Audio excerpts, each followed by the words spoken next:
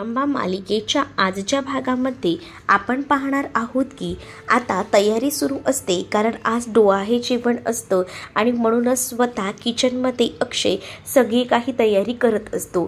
तर आता सीमा त्याला म्हणत असते की बाकी सगळी तयारी झाली आहे ना? तर आता अक्षय म्हणत असतो की हो।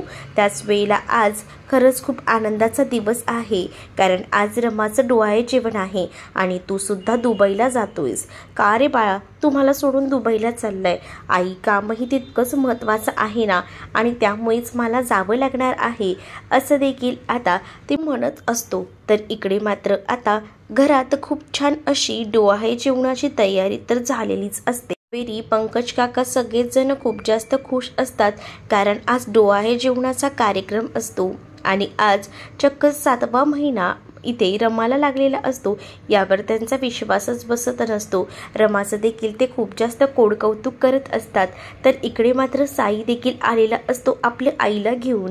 त्याच वेळेला आता जेव्हा साई येतो तेव्हा मात्र आता खूप जास्त आनंद तर झालेलाच असतो। आणि साईची आई दोघीही जणी आलेल्या असतात, त्यामुळे आता रमा ही खूप खुश असते, कारण रमाला इतके दिवस यांचाच तर आधार होता। आता कावेरीला सुद्धा अगदीच भरून आलेलं असतं। कावेरी सुद्धा आता म्हणत असते की बरं झालं तुम्ही इतके दिवस माझ्या रमाला सांभाळून घेतलं। तर आता साईच्या आईने येताना रमासाठी गिफ्टही आणलेलं असतं आणि ते गिफ्ट ती आता रमाला देऊ लागते। तर इकडे मात्र आता माही पूर्णपणे तयारीनिशी बसलेली असते आणि माहीच्या समोर बरेच पदार्थ आता ठेवलेले असतात आणि त्याच वेळेला आता माहीला एक एक पदार्थ ओळखायला सांगायचं असंच प्लॅनिंग तर आता इथे असणाऱ्या त्या आपल्या सीमाने केलेलं असतं। तर इकडे आता तिच्यासाठी खूप असं खायला वेगवेगळे पदार्थ केलेले असतात। तर त्याचसोबत आता इकडे जी इरावती असते तिने सुद्धा काहीतरी आणलेलंच असतं खायला आणि म्हणूनच ती आता ते दाखवत असते। पण आता तिचा पाय मध्येच दुखतो असं ती नाटक करते आणि सीमाला ते घेऊन जायला सांगते। सीमाला आता तिने पिझ्झा तिथे ठेवायला सांगितलेला असतो। तर इथे आता पुढे आपल्याला पाहायला मिळतं की आनंद त्याचसोबत अभि आता तिला सांगत असतात की चल आता एक एक करून तू ओळखून दाखव की ह्यात नेमकं काय आहे ते। आता मुद्दामून सीमाने सुद्धा हे सगळं काही तिला करायला भाग पाडलेलं असतं, कारण आता सीमाला ओळखायचं असतं की हिला किती पदार्थ सांगता येत आहेत आणि ही काय काय गोष्टी व्यवस्थित सांगते। आता एक एक पदार्थांची नावं रमा सांगत असते आणि ती सुद्धा त्या माहीच्या स्टाईलने। त्यामुळे आता घरात खूप जास्त शंका तर खरं तर या अक्षयला येत असते, कारण हे एकही पदार्थ अक्षयला आवडत नसतात आणि हे पदार्थ आता अचानक रमाला कसे काय आवडायला लागले हा मोठा प्रश्न आता पडलेला असतो आणि म्हणूनच त्या विचारांमध्ये तो हरवून गेलेला असतो। त्याच वेळेला मात्र आता अभि तिला म्हणत असतो की तू काहीतरी नावं चुकवत आहेस, व्यवस्थित नावं घे, हे फ्रेंच फ्राईज आहेत, जर्मन फ्राईज नाहीत, असं बोलून तिला आता या सगळ्याची व्यवस्थित ओळख तर ती लोक करून देत असतात। परंतु हे सगळं काही इथे असणाऱ्या या आपल्या अक्षयला पटत नसतं, कारण या गोष्टी जरा वेगळ्याच काहीशा घडत असतात आणि त्यामुळेच आता त्या त्याला न पटण्यासारख्या असतात आणि म्हणूनच तो आवाज उठवत याबद्दल बोलत असतो। तर पुढेच आपल्याला आता पाहायला मिळतं की आता रमा जी आहे ती तर सगळे पदार्थ दाखवत असते की हे पदार्थ असे असे आहेत, परंतु आता हे पदार्थांची ओळख जेव्हा तो करून देत असते तेव्हा मात्र आता अक्षयला प्रचंड राग येतो। तर इकडे मात्र साई जो आहे तो मागे रूममध्ये बसलेला असतो आणि तेवढ्यातच आता तिथे आलेले असतात ते म्हणजे पंकज काका आणि साईची अवस्था ते पाहतात आणि साईला म्हणत असतात की मला माहिती आहे तुला काय होत आहे।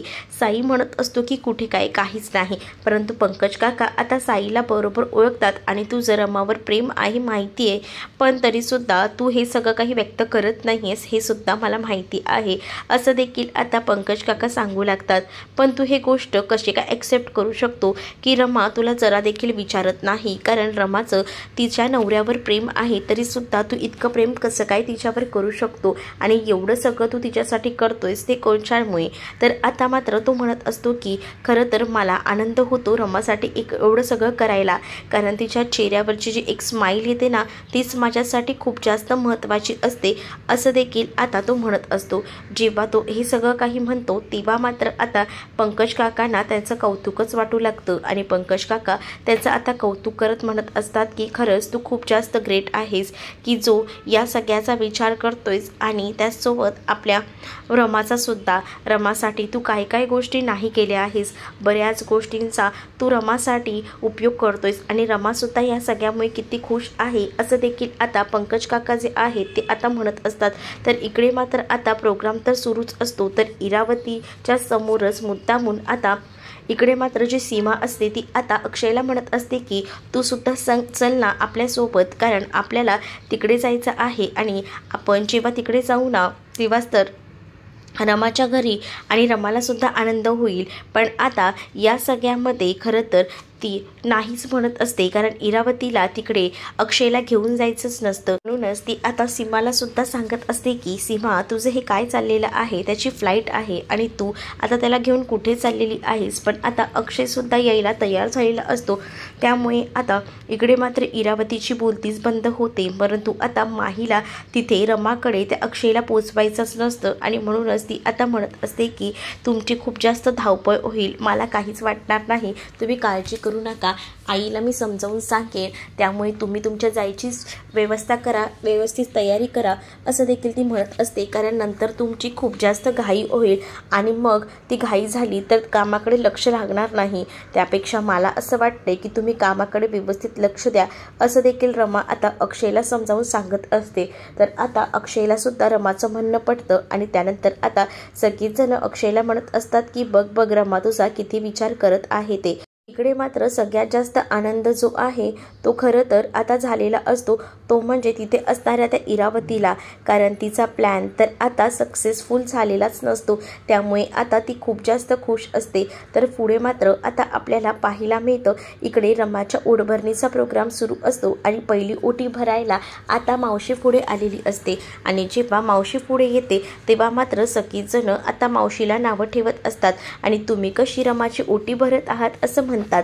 तुम्हाला तर तुमच्या पदरी एकही बाळ नाही आणि मग तुम्ही ही ओटी कशी काय भरू शकता असा प्रश्न आता उपस्थित केल्याबरोबर इकडे मात्र जी रमा असते ती आता म्हणत असते की नाही, हे तुम्ही खूप जास्त चुकीचं बोलत आहात आणि कोणत्या जगात राहतात तुम्ही, हे सगळं विसरा आणि आता जे काही आहे ना त्याचा विचार करा. म्हणजेच माझं असं म्हणणं आहे की मला माझ्या मावशीलाच पहिली ओटी भरायला द्यायची. इकडे आता सीमा त्याचसोबत आता माही आणि इरावती बाहेर निघालेल्या असतात आणि आता त्यांना रमाकडे जायचं असतं. तर आता जी सीमा आहे ती आता इरावतीला म्हणत असते की वंश तुम्ही पुढे होता का, मला ना जरा काम आठवलं आहे आणि तसंही आता अक्षय पण जाणार आहे ना, मी त्याला कोणताही फोर्स करणार नाही, तुमचा शब्द मी पाळेन आणि म्हणूनच मी ऐकते तुमचं, प्लीज ना तुम्ही तोपर्यंत पुढे व्हा, मी तोपर्यंत इथलं सगळं काही आवरून येतेच असं बोलून ती तिला पुढे पाठवते.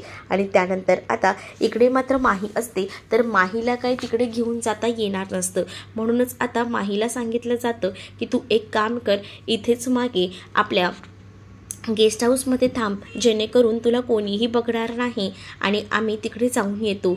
आणि त्यानंतर आता तिला असं वाटत असतं की मस्तपैकी पबमध्ये जावं, पण आता तिला खूप जास्त ओरडा जो आहे तो तिथे असणाऱ्या त्या खरं तर इरावतीने दिलेला असतो आणि तिला पबमध्ये पाठवलं जातं. तर इकडे आता पुढे आपल्याला पाहायला मिळतं अक्षयकडे पुन्हा एकदा आता ती गेलेली असते आणि सीमा आता अक्षयला म्हणत असते की अक्षय चल ना, रमाने जरी तुझ्यासमोर म्हटलेलं असलं तरीसुद्धा तिलासुद्धा वाटत असणार आहे की तू तिच्याकडे माहेरी यावं आणि तू असं इथे घरात थांबलास तर कसं वाटेल, चल ना आपण जाऊया.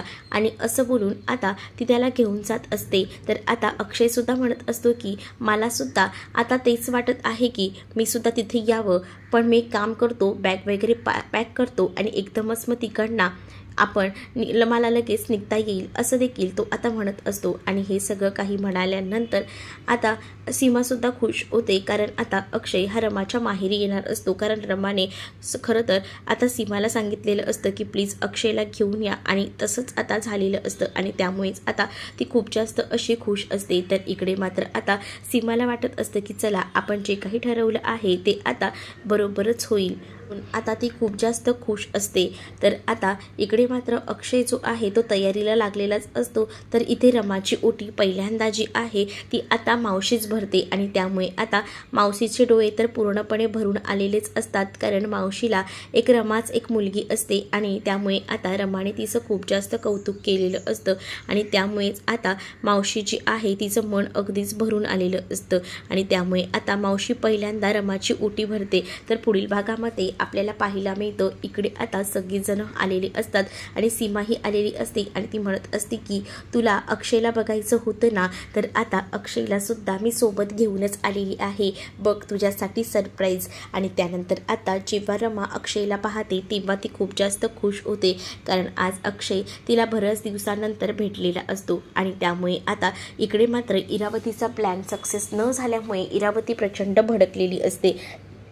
त्यामुळे इरावतीला आता या सगळ्याचा बदला घ्यायचा असतो, आणि इरावती जी आहे ती आता तिकडनं जायला निघते।